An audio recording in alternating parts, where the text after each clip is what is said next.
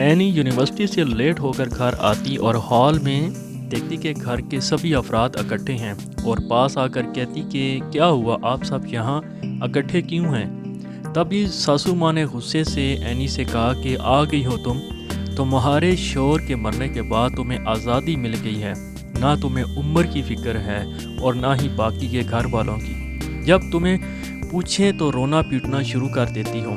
जिस पर एनी ने जवाब दिया कि ऐसी कोई बात नहीं है, मैं तो अम्मी के घर से आई हूँ, लेकिन आप मुझे डांट क्यों रही हैं, मैंने ऐसा भी क्या कर दिया है। फिर मम्मी जी ने कहा कि तुम क्यों आई हो, वापस वहीं पड़ी रहती अपनी अम्मी के घर।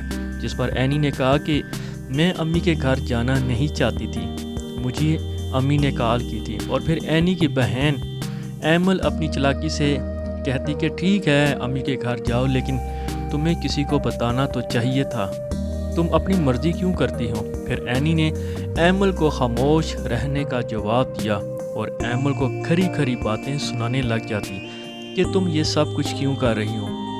जिस पर एमल ने कहा कि मैंने ऐसा क्या कर दिया है। और फिर एनी ने कहा कि ये तुम अपने आप से पूछो कि तुम क्या कर रही हो।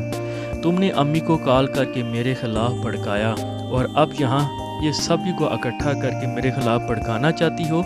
इसी के साथ ही सासू माँ बोली कि जिस बहन ने अपनी बहन का साथ दिया, तालीम जारी करने का मशवरा दिया, यहाँ तक कि तुम्हारा बच्चा भी संभाल रही है, और उसी बहन पे तुम इल्ज़ाम भी लगा रही हो।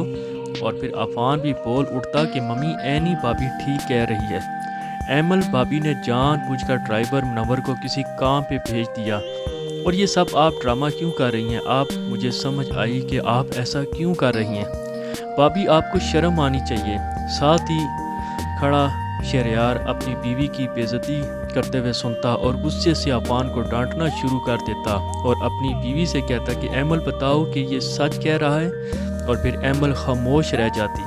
इतने में सासू ने शहरयार को कहा कि तुम अपने ससुर को कॉल करो और इनसे कहो कि अपनी बेटी को यहाँ से ले जाएं। इस वीडियो ड्रामे का बकाया हिस्सा नेक्स्ट वीडियो में ज़रूर देखिएगा।